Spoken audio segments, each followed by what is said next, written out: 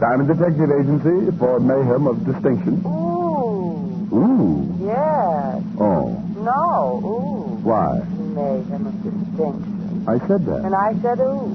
Was it that bad? Uh-huh. Say it. Diamond Detective Agency for mayhem of distinction. Ooh. See? Yeah. Well, what am I going to do? About what? About slogans. Gets tough after a while. How about when I call you up, I give the slogan instead? Well, I don't know. What do you mean you don't know? Well, I'll have to give you an audition. All right. I need a new one every morning. Fine. Starting tomorrow morning. I'll call you back the minute I have one. Bless your heart. I'm going to see you tonight. Sure, about 7. Now, I'll call you back the minute I have one. Diamond? Well, What? Can I talk to you? sure, come on in. Rick? Somebody just came in. Oh, Bye. bye. Wow. Been a long time, Tiny. Yeah. What can I do for you? I got a proposition. You do, huh? Yeah. How'd you like to make yourself $2,500? Tiny, I like money, but when a guy like you has a You proposition... tell me up and up, Diamond. Well, if it is, it's the first time. Well, all you got to do is listen. If you don't like it, you don't take it. For $2,500, I'll listen. You read the papers this morning? Yeah? Al Brenner skipped. I read that. Yeah, Al Brenner was supposed to appear before the grand jury. They had enough on him to put him away for 20 years. There's a reward. $5,000. Yep. Uh-huh. $2,500 would be half of that, wouldn't it? Just half. Where is he? That's what you wanted me to listen to, isn't it? But I'm not sure I know where he is. I just think. You want me to make sure? And I want you to help. I got the lead, but I don't want to turn him in. You know what happens if the boys find out you tipped me? Well, I give it a lot of thought. Look, Tiny, I got to be honest. I don't like you. Well, that's okay. I never did. Well, I done you a few favors when you was a cop. You came out all right, and I still didn't like you.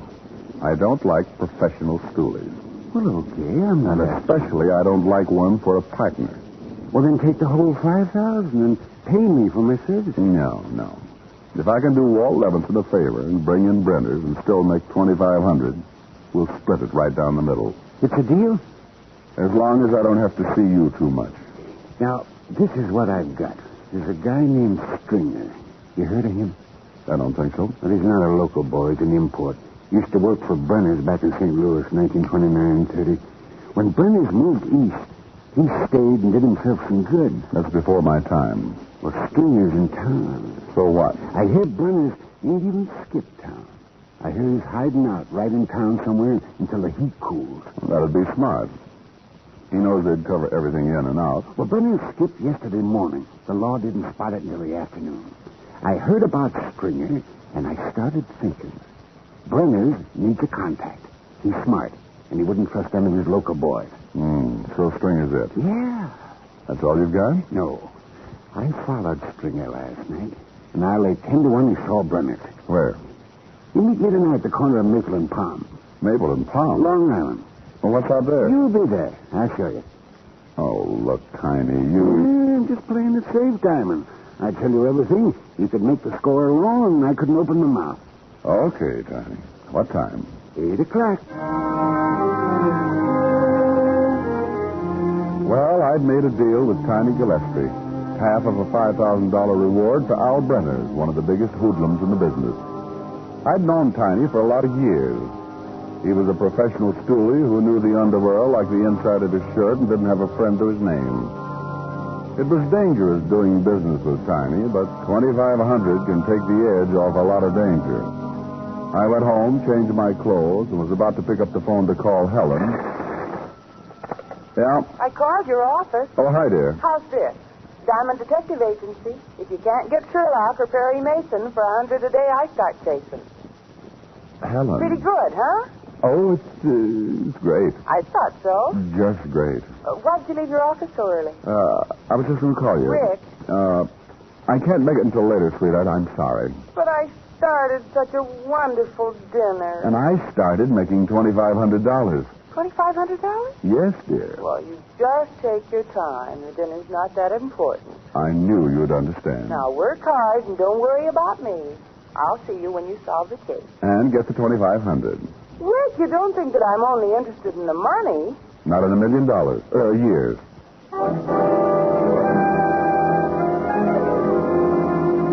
Because Helen was so interested in my welfare, I managed to borrow her convertible, and by 8 o'clock I was parked at the corner of Maple and Palm on Long Island. It was easy to understand why Tiny had picked the spot to meet. It was as dark as a mine shaft, and there wasn't a house within a half mile. I lit a candle and sat back to wait. It got to be 8:15, and Tiny still hadn't arrived. By 8:30, I was beginning to wonder if he ever would. And by 9, I was sure he wouldn't. I turned the car back for town, kicked myself all the way there. A guy like Tiny you couldn't trust, and I was feeling a little more than guilty for getting involved.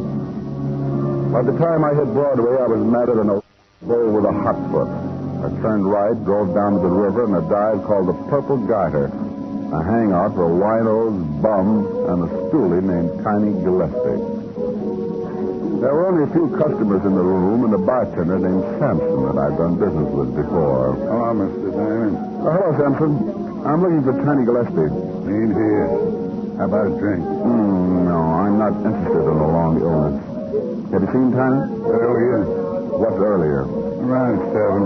He left around 7. Know where he was going? He didn't leave no forwarding address. What's he done? I was just looking for him. You can see him. Tell him that, will you? I'll tell him. Oh. Hey. Friend of yours. Well. Hi, Rick. Get the skids? What are you doing? Looking for chocolate balls? Hello, Sampson. Hi, Lieutenant. Not fishy. You guys are turning into snobs. You don't give us much choice, Sampson. That or a stomach bump. I shoulder your insults with complete disinterest. Who are you looking for, Fatty? Who says I am? Well, you're wearing that official frown. Prune Brow Levinson. Sampson, you seen Tiny Gillespie? Oh, Tiny's getting popular. what do you mean, ho-ho? Just ho-ho. What do you mean he's getting popular? Mr. Diamond was just asking for him. That's what I meant. What did you want him for, Rick? He was supposed to meet me. Why? Just to talk. About what? Oh, stop acting like a cop. What's it all about? I'm just in checking on Tiny's activities prior to 8 o'clock tonight. And just what did Tiny do prior to 8 o'clock tonight? For one thing, he got himself killed.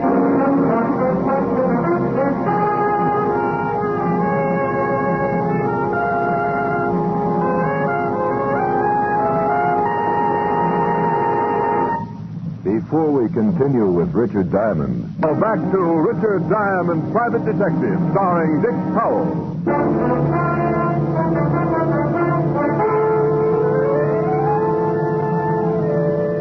It all started when a professional stool pigeon named Tiny Gillespie thought he knew the whereabouts of Al Brenner, missing defendant in a grand jury investigation. Tiny had agreed to meet me at 8 o'clock that night, but he never showed up. And when I went looking for him, I ran into Lieutenant Walt Levinson, 5th Precinct Police. Walt told me Tiny had been killed. We went down to the station where we talked more about it. He was killed sometime between 7:30 and 8. Where? About a half mile from where you say you were supposed to meet him. How? Beaten to death. What? That's right. Somebody really worked him over. Wait a minute, I got a medical report here, son. Yeah, here it is. Broken back, fracture of the femur, fracture of... Okay. He was a mess. Want a cookie, Bright Eye? No, thanks, Freddie. Help yourself. Is that part of your diet? Yeah. Whoops the weight off you. That's obvious. Tell me, Skinny, you ever hood named Stringer? Stringer? St. Louis. Worked for Al Brenner's in 1929 and 30. Well, what's she got to do with it? Tiny's been following him. Tiny thought Stringer was working as a contact for Brenner's. Tiny say Brenners were still in town? He thought so. He said he followed the Stringer someplace, and he believed he met with Brenner's. Rick, you ought to know better than to get mixed up with a guy like Tiny. You ought to double date with my conscience. I take better care of it than you do. Want some coffee? Yeah, black. Sugar? The usual, 12 lumps.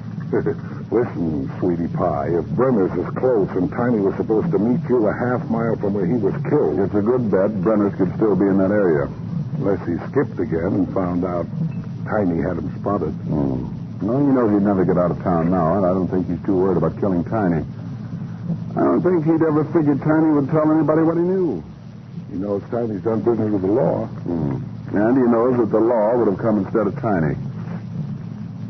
That's right. I think Brenner's is worried, but if he's got a good hideout, I think he'll stay put. Here's the lab report on Tiny. Scrapings from the bottom of his shoes indicate fertilizer and new grass. Tiny's body was lying at the bottom of a gully. Nothing but dirt and clay. Any houses near? Not for miles. Show me on the map where the body was found. Sure. Right there. I was supposed to meet him there. Maple and Palm.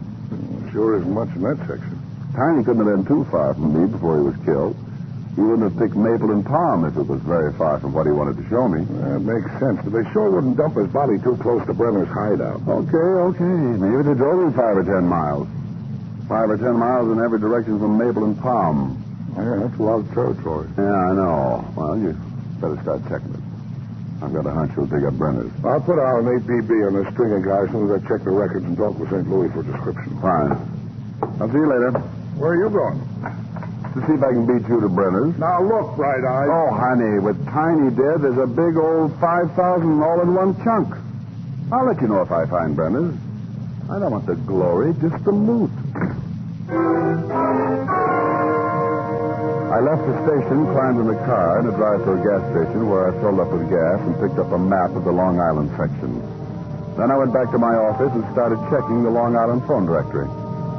I knew it would take me a week to find a new lawn, and Walt was already doing that, so I concentrated on something else. I looked for some place that might sell fertilizer and grass seed. There was one such place in that area, Hudson Garden Supplies, and there was a phone. I took a chance that maybe the owner or someone lived there and called it.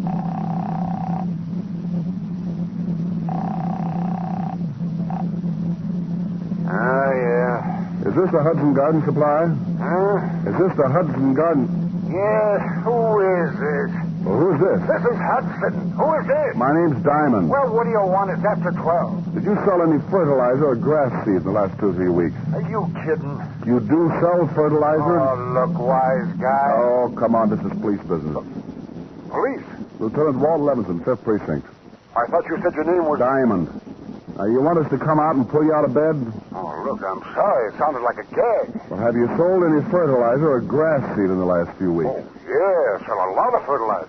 It's good fertilizer. Any grass seed? Yeah. To an address in that area? Yeah, a couple of weeks ago, I sold a big load. Who'd you sell it to? Well, I don't remember the bill. I'll have to look it up. Look it up. Well, now? Unless you want us to come out there and help you. Well, okay. Hold the phone. Good job.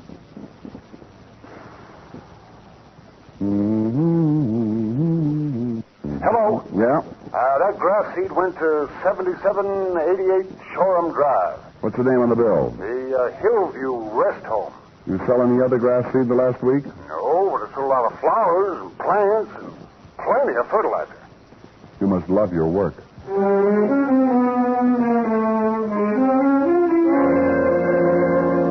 I climbed back into the car and headed back to Long Island on 7788 Shoreham Drive. 40 minutes later, I pulled up on a lonely, dark road and turned the car lights out. The Hillview Rest Home stood out against the moon like a lonely castle. It was dark, except for a light in one of the wings, and the grounds were surrounded by a high fence. I got out of the car and started walking. I kept going until I found a section of fence that a man might climb and not be seen from the house. I went up and over, dropping down and stopping my fall with my hands. When I felt my hands, they were wet and covered with new grass. There were about 100 yards between the fence and the main building, and the moon reflected off the wet grass like a mirror. If anybody was watching from the house, I'd never make it without being seen. I bent as low as I could and ran about halfway and stopped, listening. It was like a bad dream, crouching under the moon, trying to make my breath come out slowly so it wouldn't show against the cold, and feeling like I wanted to dig a hole and hide right there, or better still, wake up. I started again, running low, looking from side to side, but never behind. I got to the main building and slammed myself against it. I stayed there until I caught my breath. Then I moved around to the front door and tried it.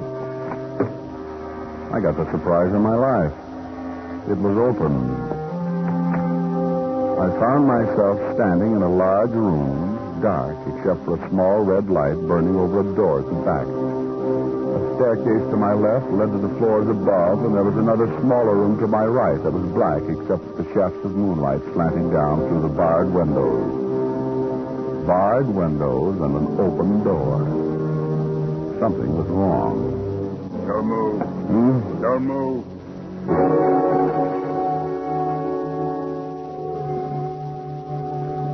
He was behind me, probably waiting behind the door. When I came in and with the door unlocked like that, I figured he had been expecting me. You turn around, I'll shoot you. In that case, you'll pardon my back. I'll take your gun. I don't have one. What would you call this? Oh, that's really just a big cigarette lighter? Yeah. Now your wallet. Oh, look, what is this? Richard Diamond, private detective. Yeah. A private detective. Who may retire. Yeah, I think I can guarantee it. Did you spot me crossing the lawn? When you climbed the fence, it set off an alarm. Well, my car broke down. I thought You maybe... could use the phone. Yeah. No, I'm afraid I don't believe you. What is it, Barnes? You better come down and see the private detective. Turn on the light. You had a gun. Well. You know? Hello, Brenner. He's a private cop, all right. Used to be a legit cop. How are you, Diamond? Surprised? I thought you skipped. You know I didn't. Tiny got you, huh? Tiny? I told you we should have... Shut up. Look, you got to get out of here. I'll lose my whole business. You're making enough off. But now with this private detective and that man last night, no telling how many more... How'd Tiny find me? I don't know who you're talking about, Brenner. I'm just as surprised at seeing you as... you're lying. Brenner, please, he might have told the police what he knows. They'd be here by now if he had. You're going to be in a little trouble, hiding out a man who's wanted by the federal government. He's right, Brenner. Whether he's trying to talk himself out of a jam or not, he's right. Relax. When Stringer gets here, I'll leave. Thank goodness. In the meantime, you better take care of Diamond.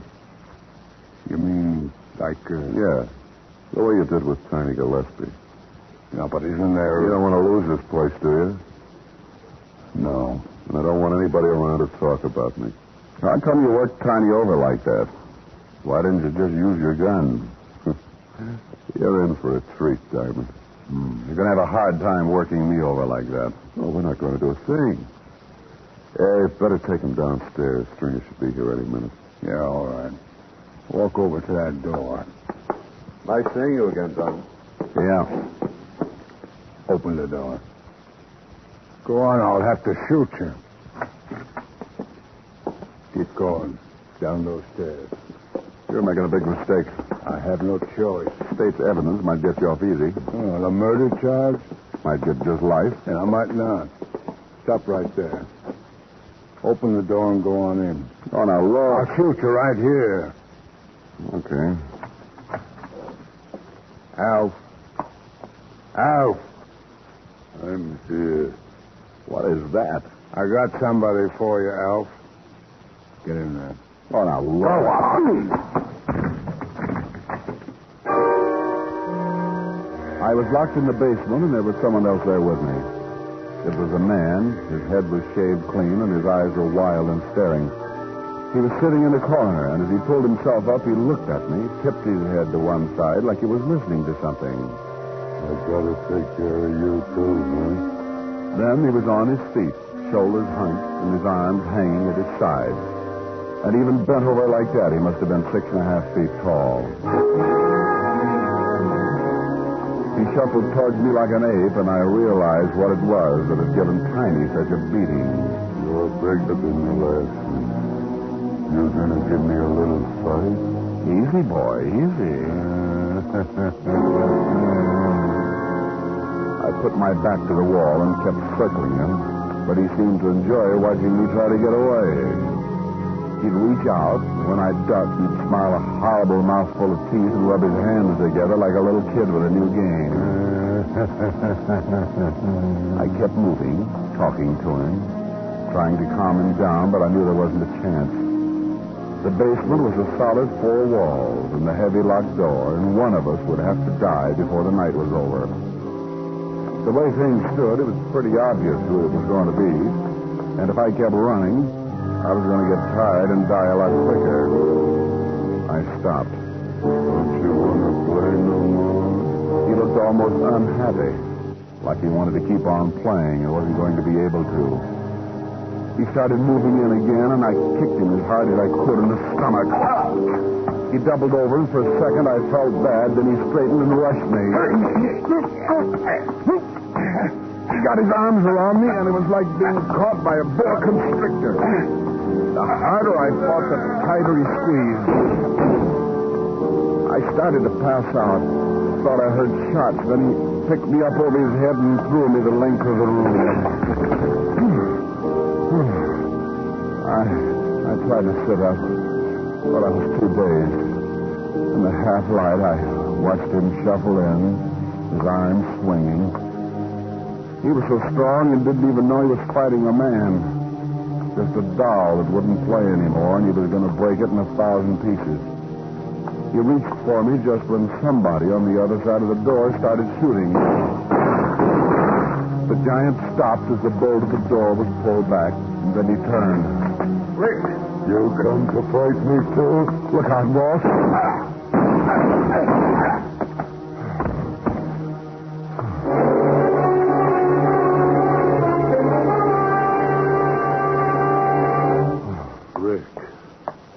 How'd you find me, Walt? Located Stringer and tailed him. Saw Helen's car parked outside the fence. What is that thing over there? Oh, just an animal. He used to be a man, I guess. That's the way Tiny got killed. Ooh. How bad are you? Oh, just shaken up. But another couple of minutes and... Yeah, I'll give you a hand. Thanks. You get Brenner? Yeah, they're putting him in the car. Lean on me. I'm okay. What was all the shooting outside the door? Oh, Barnes. He didn't want to let me in. Who told you I was down here? The minute we came through the front door, Barnes headed down the stairs. I spotted him and went after him. Oh, bless your little heart. What are you going to do with that $5,000? Oh, Walt, I'm going to buy you the best present you ever had in your life.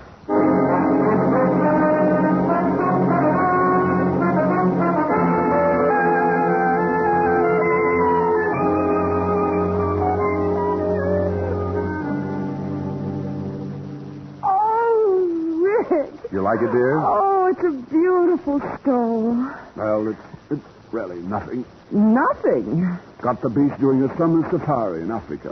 But by Jove, this is mink. What did you expect, old girl? Unborn meadow mouse? Oh, but look here. There isn't a mink within 10,000 miles of Africa. Come to think of it, he was rather winded. Well, now, don't laugh, old girl. That mink was the biggest animal I've ever seen. Stood 6 feet high and weighed 180. Couldn't kill him. Well, then how did you ever get the stove? Gave him a haircut. Oh, no. Well, we'll sit right there and play the piano while I run upstairs and put on something that'll show off my stove. All right, dear. Thank you. Ooh. How do I look? Oh, that mink never had it so good. Are we going to dinner? Right, dear. I'm going to buy you the fastest... Oh, I'll get it. Asher's Mink Farm. Rick, your present just arrived. Oh, I hope you like it, Walt. I don't know how to thank you. Well, it's nothing. I know. Wear it in good health, and I'll see you soon. I'll never forget you for this, old man. Bye. What? Mm-hmm. He loved his present. Well, you got him a present, too. But he saved my life. I bought him a beautiful cashmere uniform. Cashmere He uniform? couldn't get over it. Now, let's go, dear. Rick, Hmm? you must have spent an awful lot of money. For the people I love. I've still got about $1,500 left. That's pretty good after taxes. Taxes! Rick, Oh, give me petrol, right there on the stand. Oh, Didn't you take out any withholding? $5,000. $750 cashmere uniform. $27.50 make stove. Take away. Oh! Ricky! I owe the government $1,600.